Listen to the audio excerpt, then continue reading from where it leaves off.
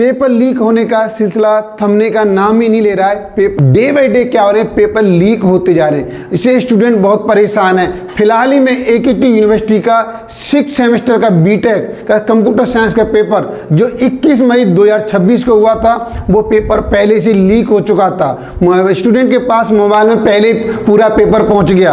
अभी फिलहाल AKT ने डिसीजन लिया है कि यही पेपर 5 जून 2026 को दोबारा से होगा। इसलिए स्टूडेंट से सभी से मेरा निवेदन है कि इस वीडियो को आप लाइक कीजिए और अपने दोस्तों के पास जरूर शेयर कीजिए, क्योंकि जो पेपर 21 मई 2026 को हुआ था वही पेपर दोबारा से 5 जून 2026 को होने वाला है, जिससे स्टूडेंट को बहुत ही परेशानी हो रही है। और ऐसी जानकारी के लिए आप हमारे चैनल को जरूर सब्सक्राइब कर लें, जिससे इसकी इंफॉर्मेशन आपके पास टाइम टू टाइम आती रहे। मैं आपको बताने वाला हूं, आज जो पेपर जितने भी लीक हो रहे हैं, इसमें बीजेपी सरकार बिल्कुल मौन तरीके से बैठी हुई है। बीजेपी सरकार है जो सिंगल इंजन की सरकार नहीं है, ये डबल इंजन की सरकार है। बीजेपी सरकार ने जनता से वादा किया था कि हम लोग कहें डबल इंजन की सरकार चला रहे हैं, जिससे देश का विकास बड़ी तीव्र गति से होगा। लेकिन आप देख रहे हैं देश का विकास तो आपको दिखाई नहीं दे रहा है, लेकिन जो देश का महाविनाश बड़ी तेजी से हो रहा है। डबल इंजन की सरकार पूरी तरह से फेल हो चुकी है। या आप ये बोलिए कि डबल इंजन की सरकार के विकास करने वाला गियर न डाल के रिवर्स गियर डाल दिया है, जिससे विकास आगे नहीं बढ़ करके पीछे हो रहा है। चलिए देखिए, ये भी एक ऐसा सिस्टम का पार्ट है शिवराज, जो जिन्होंने 25 साल पहले 1999-2000 में लातूर जयपुर में एक छोटी सी दुकान लेकर के 10 छात्रों के साथ एक RCC क्लासेस के नाम से कोचिंग स्टार्ट किया। और आज इनका जो व्यापार है, पेपर बेचने का व्यापार है, पेपर सॉल्व कराने का व्यापार है, 8 जिलों में फैल गया। और कम से कम इन कोचिंग में 40,000 स्टूडेंट हैं जो नीट की तैयारी करते हैं। और सबसे बड़ी इंटरेस्टिंग वाली बात है कि इन पर 25 सालों में इन्होंने इतना कमाया, 1500 करोड़ की संपत्ति इन्होंने अर्जित की है। और शहर में हाईवे प्राइम लोकेशन पर इनकी काफ़ी जमीन है और भी जांच चल रही है। और सबसे बड़ा इंटरेस्टिंग वाला पॉइंट जानने वाला यह है कि 2025 में जो नीट का एग्जाम हुआ था, तो जो इनकी RCC क्लासेस के नाम से जो तैयारी करा रहे हैं, 19 स्टूडेंट जो एम्स में उनका सिलेक्शन हुआ। आपको पता है कि नीट का एग्जाम काफ़ी स्ट्रांग होता है, काफ़ी मजबूत है, और काफ़ी इसमें ऐसे स्टूडेंट भाग लेते हैं जो काफ़ी ब्रिलियंट होते हैं। तो ऐसे स्टूडेंट को काफ़ी समय से तैयारी कर रहे हैं, उनको एम्स नहीं मिल पाता। बताइए, ये महोदय जी ने ऐसी तैयारी कराई, पेपर को लेकर के क्या करते थे, 1 टाइम 1 मैट्रिक कोर्स के आड़ में क्या कर रहे थे, पेपर बेच रहे थे। जिससे क्या है, इन्होंने जो स्टूडेंट काफ़ी समय से तैयारी कर रहा था, उन्हें हर्जाना भुगतना पड़ा, उनका सिलेक्शन नहीं हो पाया। इनके हर्जाना का कीमत भोले वाले प्रदीप माहिच को चुकाना पड़ा, जिनके पिताजी ने जमीन बेची, 11 लाख रुपए कर्ज लेकर के अपने बेटे को कोचिंग करा रहे थे। और कोचिंग करा सीकर में रह करके 3 साल से ये नीट का एग्जाम दे रहे थे। और इस बार प्रदीप माहिच को काफी खुशी थी कि उनका पेपर निकल जाएगा, इस बार सिलेक्शन हो जाएगा। जब उनको मालूम चला कि जो इस बार भी नीट का पेपर को बेचा गया है, लीक हो गया, तो वो उनको सदमे में आ गया और इस सदमे को बर्दाश्त नहीं कर पाया। और जिस शिवराज जैसे जिन्होंने सिस्टम को गंदा कर रखा है, उसका हर्जाना प्रदीप माहिच को चुकाना पड़ा। और देखिए, इसका हर्जाना प्रदीप माहिच को ही नहीं, इस बिटिया को चुकाना पड़ा। इन्होंने भी जब इनका सिलेक्शन, जब मालूम चला कि नीट का पेपर ही बिक चुका है तो सिलेक्शन नहीं होगा, तो इन्होंने भी जीवन को बर्बाद होने से पहले ही अपने जीवन को बर्बाद कर दिया, सुसाइड कर लिया।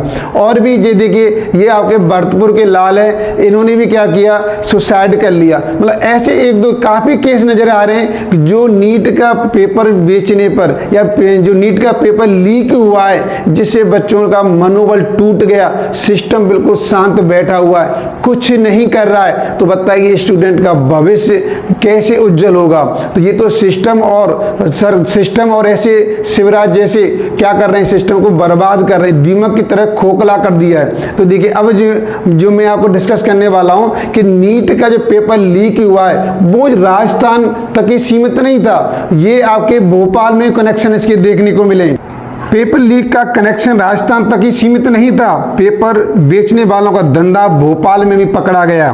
सबसे पहले देखिए राजीव नयन मिश्रा कौन है, देखिए ध्यान से देखिए Rajiv Nayan Mishra paper leak racket का मास्टरमाइंड, भोपाल से पूरा नेटवर्क ऑपरेट करता था और सभी अभियुक्तों को पेपर उपलब्ध करवाता था।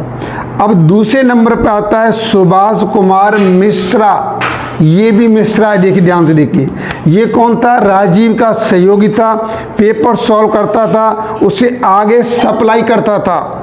दूसरा और देखिए यहाँ पर विशाल दुबे, ये भी ब्राह्मण है, दुबे, ये कौन है, राजीव का सहयोगी, पेपर को डिजिटल और फिजिकल माध्यम से आगे पहुंचाने का काम करता था। इस नेटवर्क में ये तीन ही नहीं और भी शामिल थे। देखिए सुनील रघुवंशी, अमरजीत शर्मा, विवेक उपाध्याय, संदीप पांडे, ये सभी ब्राह्मण मिलकर देखिए क्या करते थे और पूरा नेटवर्क कैसे काम करता था ये भी जानिए। नीचे वाले सदस्य पेपर को सॉल्व करते थे, पेपर को डिजिटल फिजिकल आगे भेजा जाता था, पैसे लेकर छात्रों को सॉल्व पेपर पहुंचाते थे। पुलिस के अनुसार यह गिरोह लंबे समय से सक्रिय था और प्रतियोगी परीक्षाओं के पेपर लीक कर छात्रों तक पहुंचाकर लाखों रुपए उनसे ऐंठ रहे थे।